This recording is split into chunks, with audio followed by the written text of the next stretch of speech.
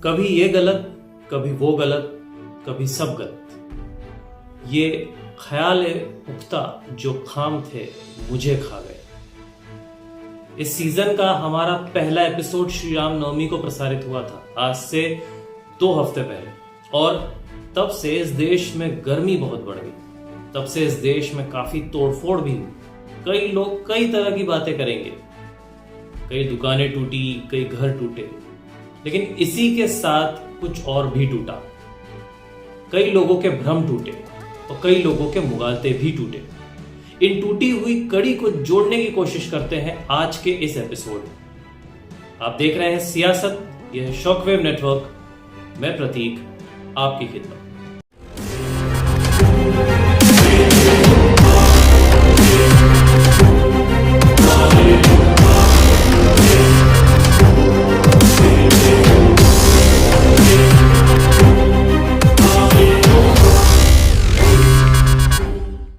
श्री राम नवमी पर शोभा यात्रा निकली। पूरे देश में छोटी बड़ी कई यात्राएं निकली। देश भर में कई जगह झड़प हुई, जिसमें 4 राज्यों में स्थिति कुछ ज्यादा बिगड़ गई। कुछ असामाजिक तत्व प्रभु श्री राम के नाम से इतने व्यथित हो गए कि पत्थरबाजी पर उतर आए। अब आप कहेंगे कि सिर्फ इन्हें ही असामाजिक तत्व क्यों कहा जा रहा है? भड़काऊ नारेबाजी तो दूसरी तरफ से भी हुई।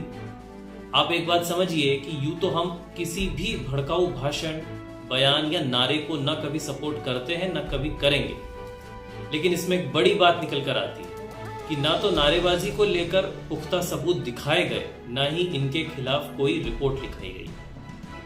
अब अगर किसी धार्मिक जुलूस या नारे से किसी सभ्य व्यक्ति को समस्या है तो उसे जाहिर करने के कई तरीके हैं। सबसे पहले तो अगर आपके घर के समक्ष कोई भड़काऊ नारे लगाता है तो आप सीधे अपने क्षेत्र के पुलिस थाने में मामला दर्ज करा सकते हैं। अगर यह संभव नहीं हो तो 100 नंबर डायल करके रिपोर्ट करें, या जिस भी राज्य में जो भी पुलिस का हॉटलाइन नंबर है वह डायल करके पुलिस को सूचना दें। अगर आप यह भी नहीं कर सकते तो सिर्फ अपने मोबाइल से एक वीडियो शूट करके उसे सोशल मीडिया पर डालें। वहां से पुलिस स्वतः संज्ञान लेकर काम कर सकती है। ठीक वैसे ही जैसे दिल्ली में श्री हनुमान जन्मोत्सव पर वीएचपी के कुछ नेताओं पर मामले भी दर्ज हुए और उन्हें गिरफ्तार भी किया गया। यानी एक सभ्य और संभ्रांत परिवार का सदस्य यही कर सकता है या करेगा। लेकिन एक बात समझ नहीं आई कि ये कौन लोग हैं जो अपने घरों में पहले से ही पत्थरों के ढेर रखते हैं, पेट्रोल बम रखते हैं और जानते हैं कि आने वाले कल में घर के सामने से कोई जुलूस निकलेगा, उसमें भड़काऊ भाषण होगा और उसको काउंटर करने के लिए हमें पहले से छत पर पत्थरों के टुकड़े इकट्ठे करने हैं। और एक बात आपको जानकर काफी हैरानी होनी चाहिए कि खरगोन और सेंधवा के जिन घरों से पत्थरबाजी हुई वहां आपको पत्थर भी कोई सामान्य नहीं बल्कि धारदार नुकीले फरसी के टुकड़े मिले, जो गलती से भी किसी के सर पर सही एंगल से लग जाए तो वो इंसान वहीं के वहीं प्राण त्याग सकता है। लेकिन आप और हम एक चीज समझ नहीं पा रहे कि ये मुट्ठी भर नेता जो अल्पसंख्यकों और के शुभ चिंतक या हितैषी बन रहे हैं, ये लोग एक तरीके से इस पत्थरबाजी को बिल्कुल सामान्य प्रक्रिया जैसा बनाने में लगे। यहां से इनका दोगलापन जाहिर होता है। इन नेताओं के मुताबिक घरों से पत्थर फेंकना कितनी नॉर्मल सी बात है। इन शोभा यात्रा में महिलाएं, बच्चे व वृद्ध जन भी शामिल थे। कुछ वीडियोस में श्री राम के भजन पर झूमते गोदी में बैठे 2-3 वर्ष के बच्चे भी दिखे। क्या होता अगर कोई मासूम बच्चा इन धारदार पत्थरों का शिकार बन जाता? क्या होता अगर कोई बच्चा जीवन भर के लिए अपाहिज बन जाता या उसकी जान चली जाती? क्या एनडीटीवी के पत्रकार ऐसे हिंदू परिवारों का दर्द बांटने जाते? क्या रवीश कुमार और बरखा दत्त जैसे पत्रकार एक वर्ग की आक्रामकता के शिकार बने उन परिवारों का रोष जता पाते? आज हम देख रहे हैं कि किस तरह ओवैसी, राहुल गांधी, वृंदा करात जैसे नेता कार्यवाही से परेशान होकर घूम रहे हैं। लेकिन इस 125 करोड़ की आबादी वाले देश में जहां भीड़ द्वारा की गई हिंसा को रोकने में कई राज्यों की सरकारें विफल हुई हैं, वहीं उत्तर प्रदेश में योगी सरकार ने अपने तरीकों को सही साबित कर दिया।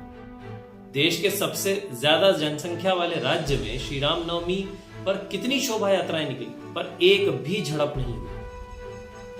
और हैरत की बात है कि इन सभी मुद्दों पर ममता बनर्जी जैसे नेता भी ज्ञान देने से बाज नहीं आ रहे, जिनसे अपना खुद का राज्य संभाला नहीं जा रहा। गुंडागर्दी और एक से बढ़कर एक विभत्स हत्याकांड होते चले जा रहे हैं बंगाल में। आप एक घटना सुनेंगे और सोचेंगे कि इससे भयानक क्या हो सकता है, और कुछ ही दिनों में उससे ज्यादा भयानक घटना आपको झकझोर देगी। भारत में भीड़ तंत्र को तोड़ना बेहद जरूरी है, और ये जो धर्म के नाम पर जो की गई हिंसा को जायज ठहराते हैं, इनको भी अपनी जिम्मेदारी समझनी होगी।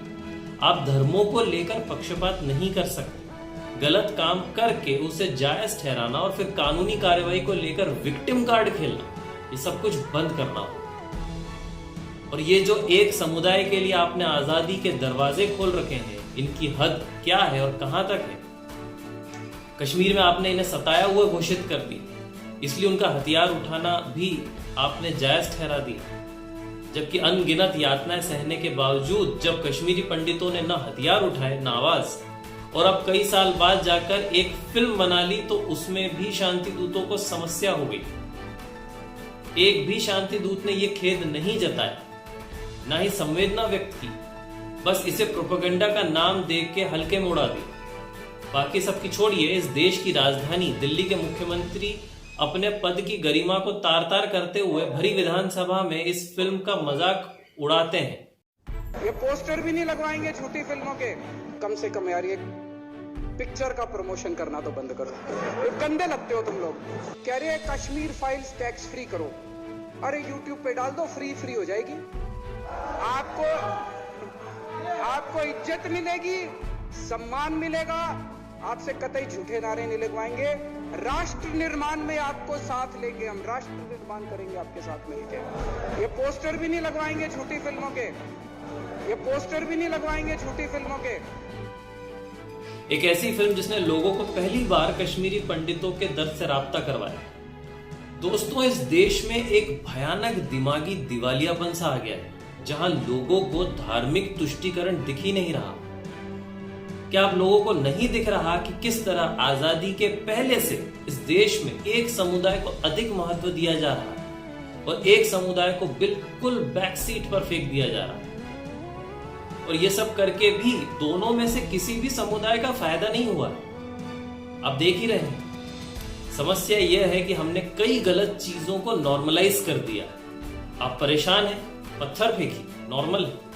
आपको आरक्षण चाहिए, रेल रोक दीजिए, नॉर्मल है। आपको किसी कानून से नफरत है, रहवासियों का दैनिक जीवन जाए भाड़ में, सड़क रोक के बैठे रहिए, सब नॉर्मल। आंदोलन में हत्या बलात्कार हो रहे हैं, नॉर्मल है। 10-10 साल से जहांगीरपुरी में अतिक्रमण है, नॉर्मल है। लेकिन सिर्फ एक समुदाय के, दूसरा समुदाय तो सिर्फ फेसबुक पे स्टेटस भी डाल दे तो जेल हो जाएगी। अब दिल्ली की कार्यवाही को देख लीजिए। एमसीडी अपने अतिक्रमण हटाने निकली तो देश भर के बड़े बड़े नेताओं की हवाइयां उड़ गई। ओवैसी पहुंच गए, कपिल सिब्बल सुप्रीम कोर्ट पहुंच गए, वृंदा करात कोर्ट का स्टे लेकर बुलडोजर रुकवाने पहुंच गई। हालांकि कोर्ट ने भी पूछा कि अगर कार्यवाही में हिंदू मुस्लिम की दुकानें टूटी हैं तो फिर ये एक तरफा कार्रवाई कैसे हो गई। लेकिन ये पूरी लॉबी ही बर्बाद है। ये सिर्फ एक समुदाय को खुश करने के चक्कर में देश बेच सकते हैं। अब जो लोग दिल्ली में गिरफ्तार हुए, क्या उनके चरित्र का सर्टिफिकेट इनमें से कोई भी नेता दे सकता है? इसमें मीडिया और पत्रकारों की भूमिका अहम है। पत्थर फेंकने वालों के टूटे हुए घर पर जाकर उनकी दुखियारी कहानी सुनाने की बजाय उनसे सवाल करना जरूरी है कि यह आक्रामकता का क्या कारण है। या तो इन्हें पुलिस और प्रशासन व्यवस्था पर भरोसा नहीं है, या फिर ये लोग खुद को इन सबसे ऊपर समझते हैं। कई राज्यों में ऐसे दंगाइयों पर रासुका लगाई गई, जो कि बिल्कुल सही है। भीड़ तंत्र और दंगाई या उपद्रवी मानसिकता का विनाश होना जरूरी है। उम्मीद करते हैं कि मध्य प्रदेश में भी उत्तर प्रदेश की तर्ज पर दंगाइयों पर नकेल कसने का काम बखूबी होता रहेगा। एक अच्छा जीवन जिए, अच्छे और जिम्मेदार नागरिक बने, जहां बन पड़े पुलिस प्रशासन को सहयोग करें और एक अच्छे समाज की नींव रखने में सहायक बने। आज के एपिसोड में बस इतना ही। अगले हफ्ते फिर मिलेंगे एक नए मुद्दे के साथ। आप देखते रहिए सियासत मेरे यानी प्रतीक के साथ। धन्यवाद। जय हिंद।